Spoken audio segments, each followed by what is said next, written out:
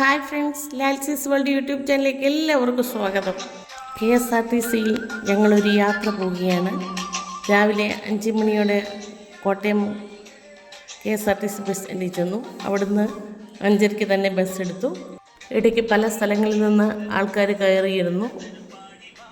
ബാങ്കിൽ നിന്ന് റിട്ടയർഡായവർ, വിദേശത്തു നിന്ന് ജോലി കഴിഞ്ഞ് വന്നവർ, ബോംബെയിൽ നിന്ന് വന്നവർ, അതുപോലെ തന്നെ മെഡിക്കൽ കോളേജിലെ ഡോക്ടർമാർ 3 പേരുണ്ടായിരുന്നു, നേഴ്സുമാരുണ്ടായിരുന്നു, ബിസിനസ്സുകാർ, എൻജിനീയർമാരുണ്ടായിരുന്നു, റിട്ടയർഡായിട്ടുള്ള ആൾക്കാരുണ്ടായിരുന്നു, പഠിക്കുന്ന വിദ്യാർത്ഥികൾ, പ്രായമുള്ളവർ, ചെറുപ്പക്കാർ ഒക്കെ ഞങ്ങളുടെ കൂടെ ഈ യാത്രയിലുണ്ടായിരുന്നു.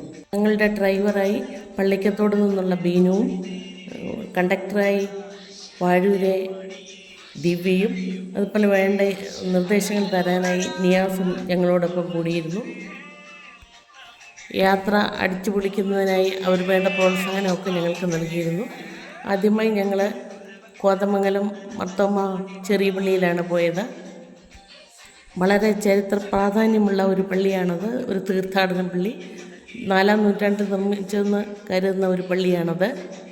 ധാരാളം ആൾക്കാരവിടെ വന്നിട്ടുണ്ട്. പ്രാർത്ഥന നടന്നുകൊണ്ടിരിക്കുന്ന സമയമായിരുന്നു. പോകേണ്ടവർക്കെല്ലാം അവിടെ പള്ളിയിൽ പോകാനും പ്രാർത്ഥിക്കാനുള്ള സമയമുണ്ടായിരുന്നു. അതിനിടയ്ക്ക് അവിടുത്തെ ക്യാൻറ്റീനിൽ നിന്ന് ഞങ്ങൾക്ക് പെറോട്ട, ചപ്പാത്തി, പാലപ്പം, ഇടിയപ്പം, മുട്ട ആദ്യമായവയെല്ലാം തന്നു. ഇഷ്ടംപോലെ കാപ്പിയും കുടിക്കാൻ സാധിച്ചു. പള്ളിയിൽ പോയി പ്രാർത്ഥിച്ചവർ മടങ്ങി വന്നപ്പോൾ ഞങ്ങൾ അപ്പുറത്തിന് ചങ്ങനാശ്ശേരിയിൽ നിന്നുള്ള ബസ്സും വന്നിരുന്നു. ഞങ്ങൾ അതിലേക്ക് കയറി വീണ്ടും യാത്ര തുടർന്നു. എല്ലാവരും പുറത്തുള്ള കാഴ്ചകളൊക്കെ കണ്ട് ആസ്വദിച്ച് മുന്നോട്ട് പോയി. സാധാരണ യാത്ര ചെയ്യുന്ന പോലെയല്ല, വളരെ സന്തോഷത്തോടെ എൻജോയ് ചെയ്താണ് എല്ലാവരും യാത്ര ചെയ്ത്. മഴ ഞങ്ങളെ ബുദ്ധിമുട്ടിപ്പിച്ചില്ല. കുറേ പേര് തങ്ങൾക്കറിയാവുന്ന പാട്ടുകൾ പാടി, അതുപോലെ തന്നെ കുസൃതി ചോദ്യങ്ങളും ചോദിച്ചു. വളരെ അടിപൊളിയായി തന്നെയാണ് ഞങ്ങൾ യാത്ര തുടർന്നത്. അവിടുന്ന് ഞങ്ങൾ ഭൂതത്താൻ കെട്ടിൽ ചെന്നു. ഭൂതങ്ങൾ നിർമ്മിച്ചെന്ന് വിശ്വസിക്കുന്ന പഴയ പാലത്തിൽ കയറാതെ ഞങ്ങൾ പുതിയ പാലത്തിലാണ് കാഴ്ചകൾ കണ്ടു നടന്നത്. പഴയ പാലത്തിൽ കയറണമെങ്കിൽ നമ്മൾ പാസ് എടുത്ത് കയറി അരമണിക്കൂറോളം കാട്ടിലൂടെ പോയി ഭൂതങ്ങൾ നിർമ്മിച്ചതെന്ന് വിചാരിക്കുന്ന പാറക്കൂട്ടങ്ങൾ, അത് ശരിക്കും 4-ാം നൂറ്റാണ്ടിൽ വെള്ളപ്പൊക്കം വന്നപ്പം വന്നടിഞ്ഞ ഭീമമായ കല്ലുകളാണെന്നാണ് പറയപ്പെടുന്നത്. അത് കാണാൻ അതിനടുത്ത് തന്നെ ഒരു ഗുഹാമുഖമുണ്ട്. പക്ഷേ പലർക്കും നടക്കാനുള്ള മടി കൊണ്ടും സമയത്തിൻ്റെ കുറവ് കൊണ്ടും ഞങ്ങൾ അങ്ങോട്ടുള്ള പോക്ക് വേണ്ടാന്ന് വെച്ചുകൊണ്ട് ബസ്സിൽ കയറി ഞങ്ങളുടെ യാത്ര തുടർന്നു. കുറേ പേരൊക്കെ അവിടെ മീൻ പിടിക്കുന്ന കണ്ടിരുന്നു. പിന്നെ കാട് പരിചയപ്പെടുത്തുകയായിരുന്നു. മണിക്കൂറോളം ഞങ്ങൾ കാട്ടിലൂടെ യാത്ര ചെയ്തു. റഫ് റോഡാണ്, ഒറ്റ വണ്ടിക്ക് പോകാവുന്ന വഴികളാണ് അതൊക്കെ. ശരിക്കും പറഞ്ഞാൽ നല്ല കഴിവും ഡ്രൈവിംഗ് എക്സ്പീരിയൻസും ഉള്ളവർക്ക് മാത്രമേ ആ റൂട്ടിലൂടെ വണ്ടി ഓടിക്കാൻ സാധിക്കുകയുള്ളൂ. തട്ടേക്കാട് പക്ഷി സങ്കേതത്തിൽ കൂടെയാണ് ഞങ്ങൾ കടന്നുപോയത്. ഒറ്റയ്ക്ക് പോവുകയാണെങ്കിൽ ബൈക്കോ വല്ല ചെറിയ വാഹനങ്ങളോ ഉപയോഗിച്ച് പോകാത്തതാണ് നല്ലത്. പാറകളൊക്കെ വെള്ളം വീണ് വഴുവഴുപ്പുള്ളതാണ്.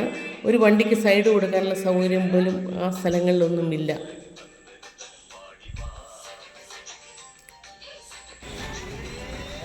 ഞങ്ങൾ 2-3 ബസ്സുകൾ ഒന്നിച്ചാണ് പോയത്. അത് ഞരങ്ങിയാണ് വളവ് തിരിയുന്നത്. മരങ്ങളുടെ ഒന്നും നശിപ്പിക്കാതെ തന്നെയാണ് വഴി ഉണ്ടാക്കിയിരിക്കുന്നത്. അതുപോലെ തന്നെ റോഡുകളൊക്കെ വെള്ളം വീണ് സൈഡെല്ലാം പൊട്ടിയിരിക്കുകയാണ്. ഒരു ഒറ്റയടി പാതയെന്ന് വേണമെങ്കിൽ പറയാം. അതുപോലെ ഇടുങ്ങിയ സ്ഥലമാണ്. നല്ല ഡ്രൈവിങ്, നല്ല പരിചയമുള്ളവർക്ക് മാത്രമേ അതിൽ ഡ്രൈവ് ചെയ്തുകൊണ്ട് പോകാൻ പറ്റുകയുള്ളൂ. പക്ഷെ മനോഹരമാണ്. കാടിന് നടുവിലൂടെ കാടിനെ തൊട്ടറിഞ്ഞു പോകുന്ന ഒരു അനുഭവമാണ്. മൃഗങ്ങളുമുണ്ട്, അരുവികളുണ്ട്, മനോഹരമായ കാഴ്ചകളുണ്ട്. അതുപോലെ തന്നെ ഔഷധ സസ്യങ്ങൾ അതിനിടയ്ക്കുണ്ട്. ഇല്ലിക്കാടുണ്ട്, ചെല്ലക്കാറ്റുണ്ട്. അങ്ങനെ ധാരാളം പറഞ്ഞാൽ തീരാത്ത, വർണ്ണിച്ചാൽ തീരാത്ത പോലെ മനോഹരമാണ് അവരുടെ ഓരോ കാഴ്ചകളും. അങ്ങ് ദൂരെ ഉള്ള മലകളും വള്ളിപ്പടർപ്പുകളും കാണാൻ അതിമനോഹരമാണ്. ഒരു പാറയുടെ മുകളിൽ നിർത്തി അങ്ങ് ദൂരെ നൂല് പോലെ ഒഴുകുന്ന അരുവികൾ ഞങ്ങൾ കണ്ടു. നല്ല മണമുള്ള കാറ്റ് ആസ്വദിച്ചു.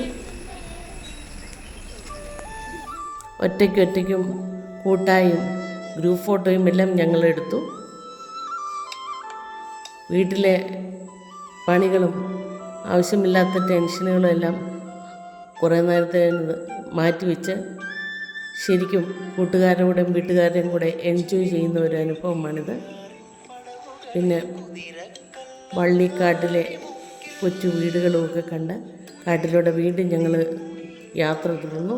അങ്ങനെ മാമലക്കണ്ടത്തെത്തി. അങ്ങ് മലമുകളിൽ നിന്ന് ഒഴുകി വരുന്ന അരുവിയുടെ സൗന്ദര്യം ആസ്വദിച്ചു. ഇതുവഴി ഇവിടുന്ന് ഓഫ് റോഡിൽ നമുക്ക് 500 രൂപ കൊടുത്താൽ ജീപ്പിൽ സ്ഥലങ്ങളെല്ലാം കാണാവുന്നതാണ്. പക്ഷേ ട്രാൻസ്പോർട്ട് ബസ്സിൽ ഇത്രയും ദൂരം യാത്ര ചെയ്തിട്ട് വീണ്ടും ഒരു ഓഫ് റോഡിൽ കൂടെ അരുവി കടന്നും മലമുകളിലൊക്കെ പോകാനുള്ള മനസ്സാന്നിധ്യവും ആരോഗ്യമില്ലാഞ്ഞതുകൊണ്ട് ഞങ്ങൾ ആ പോക്ക് വേണ്ട എന്ന് വെച്ചു. ഇപ്പം ഞങ്ങളുടെ കൂടെ അവിടെ എത്തിയ പല ആൾക്കാരും ജീപ്പിൽ യാത്ര തുടർന്നു. 2000 ഓരോ സ്കെയിൽ അവിടെ എഴുതി വെച്ചിട്ടുണ്ട്. 2000 രൂപ വരെ കൊടുത്താൽ വളരെ നേരം നമുക്ക് യാത്ര തുടരാം. പിന്നെ കഴിഞ്ഞിട്ട് ഉച്ചയുണ്ണാനായിട്ട് ഒരു റിസോർട്ടിൽ ചെന്നു. അവിടെ മനോഹരമായ റിസോർട്ടാണ്. അവിടെ എല്ലാ ആൾക്കാർക്കും താമസിക്കാനുള്ള സൗകര്യങ്ങളൊക്കെ ഉണ്ട്.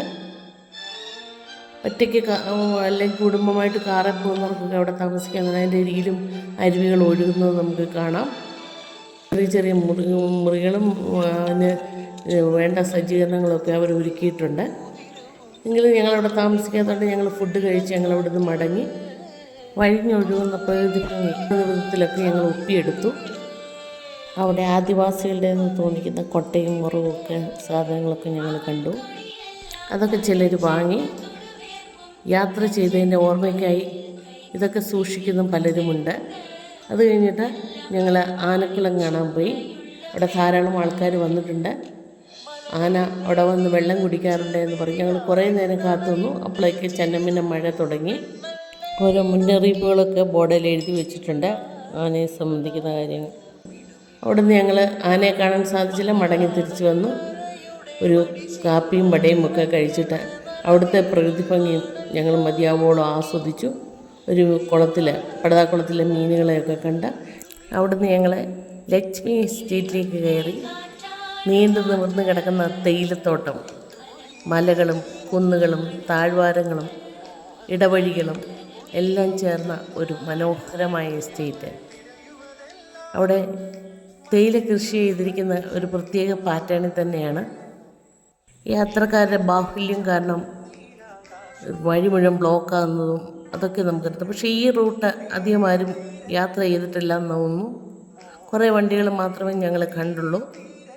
മനോഹരമായ മഞ്ഞ് മൂടിയ ഒരു പ്രദേശം. തട്ടുതട്ടുകളായി തേയില കൃഷി ചെയ്തിരിക്കുന്നു. ഞങ്ങൾ കയറി മുകളിലേക്ക് വന്നപ്പോഴത്തേന് മഞ്ഞ് വീണ് തുടങ്ങിയിരുന്നു. ഒപ്പം ചാറ്റമഴയും ഉണ്ടായിരുന്നു. തണുത്ത് കാറ്റ് ശരീരത്തിലേക്ക് അടിച്ചു കയറി. എങ്കിലും എല്ലാവരും അതിൻ്റെ സൗന്ദര്യം ആസ്വദിക്കുന്നുണ്ടായിരുന്നു. ചെറിയ അരുവികളൊക്കെ അതിനിടയിലൂടെയുണ്ട്. വന്യമൃഗങ്ങളുടെ ശല്യമുണ്ടെന്നാണ് അറിഞ്ഞത്. ആന ഇറങ്ങുകയും കടുവ പിടിക്കുകയൊക്കെ ചെയ്തതിന് നമുക്ക് ചുറ്റുമുള്ള ഈ സ്ഥലങ്ങളൊക്കെ കാണുന്നതിനും അവിടെ പരിചയപ്പെടുന്നതിനും അതിൻ്റെ മനോഹാരിത ആസ്വദിക്കാനും ഈ യാത്ര കൊണ്ട് സാധിച്ചു. വഴി സൈഡിൽ ഒത്തിരി അരുവികൾ ഞങ്ങൾ കണ്ടു. ചിലതിൻ്റെ അരികിൽ നിന്ന് ഫോട്ടോ എടുക്കുകയും അതിൻ്റെ മനോഹാരിത ആസ്വദിക്കുകയൊക്കെ ചെയ്തു. സാധിക്കുന്നവരൊക്കെ തന്നെ ഇതുപോലുള്ള യാത്രയിൽ പങ്കെടുക്കുക, സ്ഥലങ്ങളൊക്കെ പരിചയപ്പെടുക. ഒരു പ്രശ്നമുണ്ട്, കണ്ടിന്യൂസ് ആയുള്ള യാത്ര ആരോഗ്യമുള്ള കാലത്ത് തന്നെയുള്ളൂ. എല്ലാ സ്ഥലങ്ങളും പോയി കാണാൻ ശ്രമിക്കുക. സന്ധ്യ മഴങ്ങി തുടങ്ങിയിരുന്നു. മൂന്നാറിൽ നിന്ന് കോട്ടയം വരെ എത്താനുള്ള സമയം കളയാതെ ഞങ്ങൾ വന്ന വഴിക്ക് ഒരു ചെറിയ ഷോപ്പിങ്ങിനോട് കല്ലാറ് ഓൾ സ്പൈസസ് ഷോപ്പിൽ കയറി. അവിടെ കുറേ പേരൊക്കെ സാധനങ്ങളൊക്കെ വാങ്ങി. പല സ്ഥലങ്ങൾ കാണുന്നതിനും അതിൻ്റെ മനോഹാരിത ആസ്വദിക്കുന്നതിനും ഈ യാത്ര കൊണ്ട് ഉപകാരപ്പെട്ടു. വലിയ ചിലവില്ലാതെ തന്നെ ഗ്രൂപ്പായിട്ട് ഇങ്ങനെ പോവുകയാണെങ്കിൽ ശരിക്കും നിങ്ങൾക്ക് എൻ്റെ വീഡിയോ ഇഷ്ടപ്പെട്ടെങ്കിൽ ലൈക്ക് ചെയ്യുക, ഷെയർ ചെയ്യുക, സബ്സ്ക്രൈബ് ചെയ്യുക. വീണ്ടും ഒരു വീഡിയോയുമായി വരാമെന്ന പ്രതീക്ഷയോടെ നിർത്തട്ടെ. താങ്ക്